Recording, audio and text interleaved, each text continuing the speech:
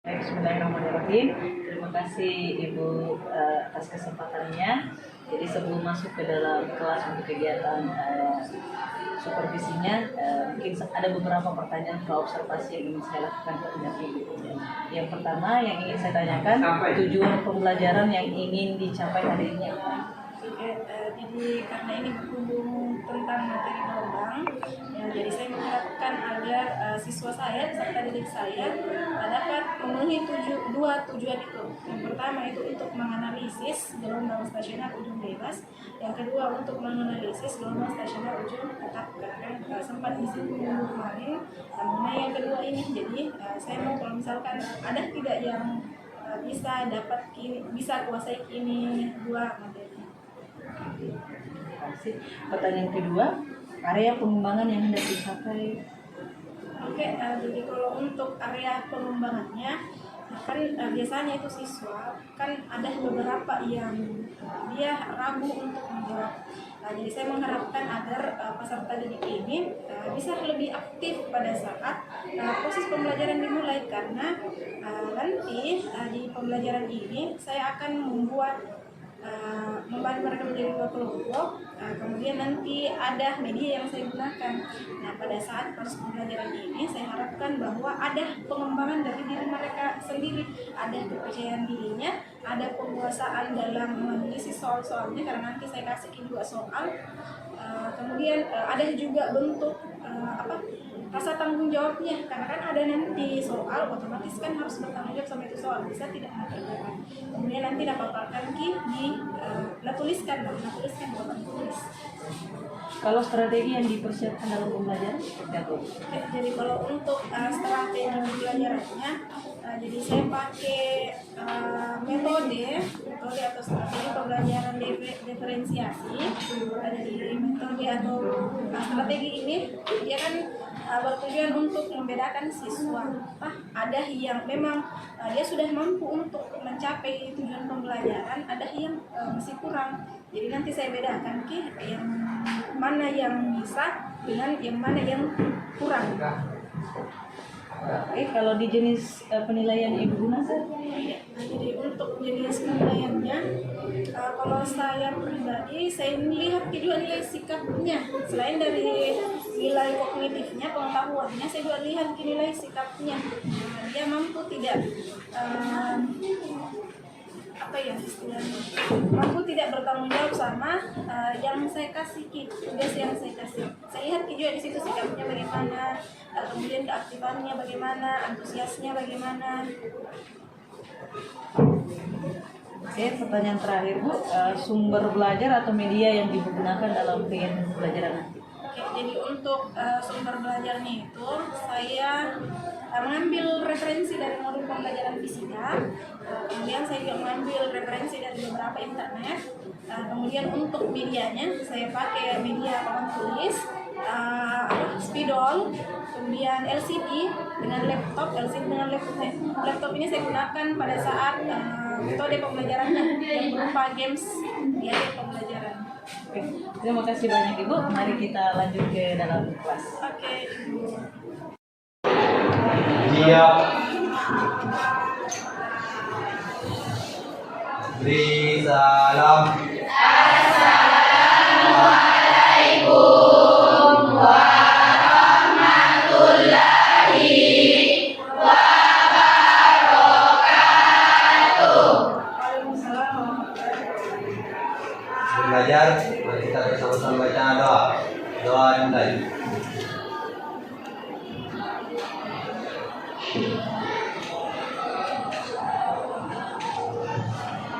Doa selesai. Selamat pagi. Jadi sebelum saya absen, saya mau tanya-tanya dulu ke Bapak. Kan kemarin kita ketemu di hari apa? Selasa ya. Jadi bagaimana kabarnya?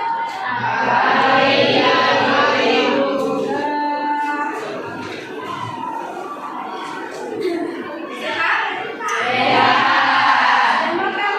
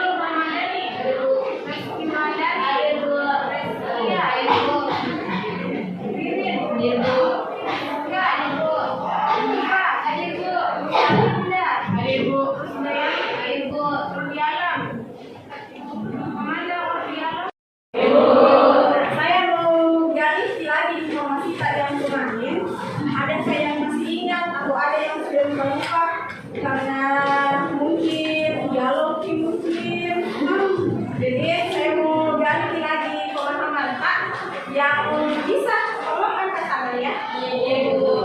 Oke, jadi kemarin kan kita sudah bahas tentang gelombang. Nah, gelombang kan itu banyak sekali kita jumpai di kehidupan sehari-hari, ya kan? Seperti apa itu gelombang yang kalian ingat? Angkat tangan boleh, angkat tangan. Angkat tangan boleh? Ya, jangan sibuk. Oke, coba Indah Nugra. Oke, betul sekali gelombang air laut kita.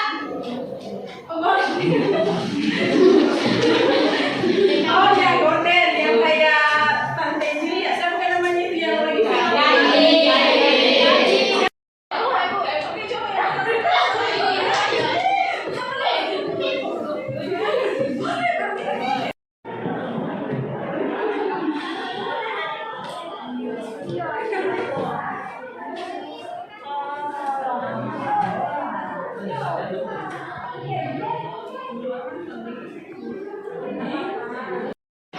Kemajuan Indonesia kan kemajuan ya. Kalau untuk di perut itu sekitar 60 kilo. Hah? 60 kilo. Kalau di simpul, kalau kemarin berkaitan tentang jarak dan simpul pergerakan, kemudian yang kedua itu adalah kemajuan.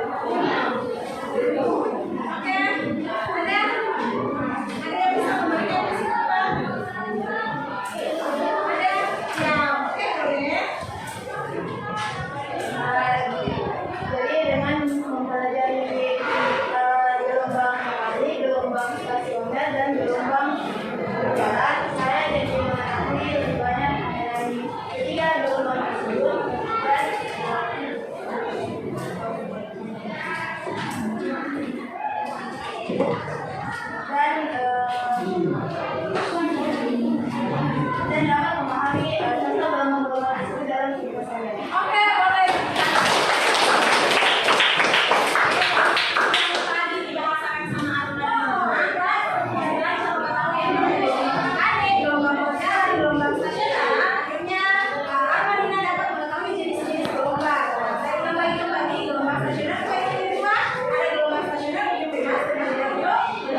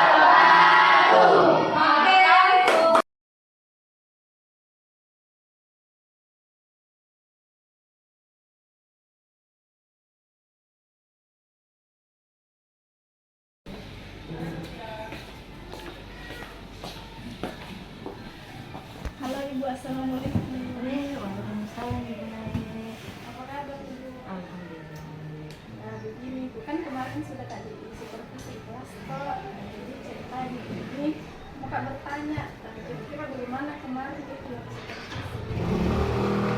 Mari kita bahas sama-sama. Oke. Jadi ketika Ibu Nay tadi bilang ingin mengetahui apa hasil dari supervisi yang telah dilakukan di kelas. Jadi overall sebenarnya sangat luar biasa Ibu Nay. Sudah ada cerminan bahwa Ibu Nay ini sudah ada di proses berdiferensiasinya di dalam kelas. Jadi mulai dari RPP-nya yang saya lihat itu sudah sangat luar biasa, apalagi tindak lanjutnya di dalam kelas sangat keren buat saya. Jadi yang saya mungkin ingin tanyakan itu bagaimana perasaan Ibu setelah melaksanakan supervisi kemarin? Perasaan saya terkait tentang supervisi kemarin, saya merasa kayak orang-orang pilihan begitu, karena tidak semua orang bisa disupervisi sama Ibu. Jadi ada juga pembelajaran yang bisa saya ambil. Nah, karena saya penasaran kemarin, karena kan sudah disupervisi kemarin, makanya saya penasaran bilang kemarin itu gimana sih. Nah, jadi makanya saya mau menggali informasi dari Ibu, kira-kira kemarin itu dari persoalan perasaan saya penasaran tentang jawaban. Kalau kemarin itu Bu, saya sudah melihat RPP-nya Ibu, jadi kembali saya melihat RPP-nya Ibu, jadi pembelajaran di kelas itu dari kegiatan inti sampai di penutup itu Ibu sudah sesuai dengan apa yang ada di RPP. Jadi semua sintaknya itu tertata dengan rapi. Jadi yang saya lihat itu Ibu Nay itu sudah sangat luar biasa, sintaknya sudah muncul berdiferensiasinya. Mungkin sudah kelihatan di segi prosesnya ya Bu ya.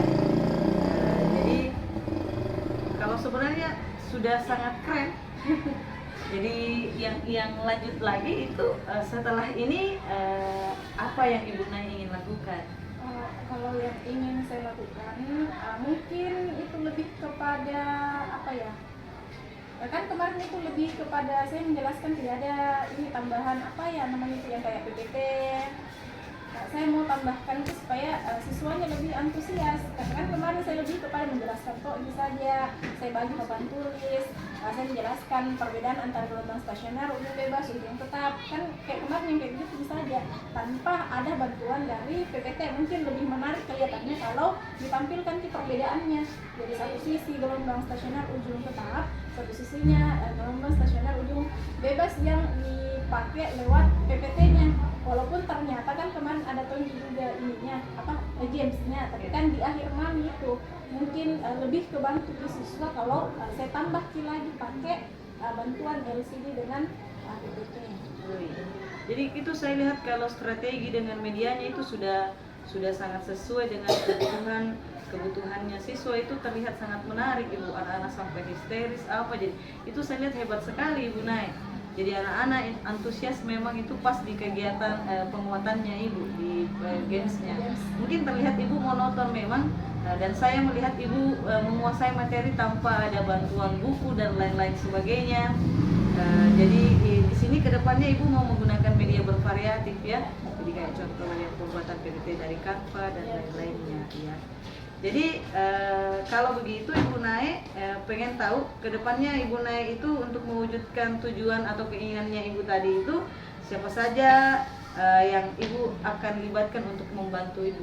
Ya, terkait tentang siapa yang saya melibatkan, tentunya Bapak Kepala Sekolah, kemudian teman-teman guru juga, dan yang paling penting adalah siswa itu sendiri. Kalau begitu, kapan Ibu waktunya bisa melaksanakan perubahan itu? Oke, jadi untuk kapan mungkin next pembelajaran selanjutnya ataupun semester selanjutnya. Gitu ya. Keren sekali Ibu Nay, sukses selalu. Terima kasih Ibu Nay. Sama-sama Ibu.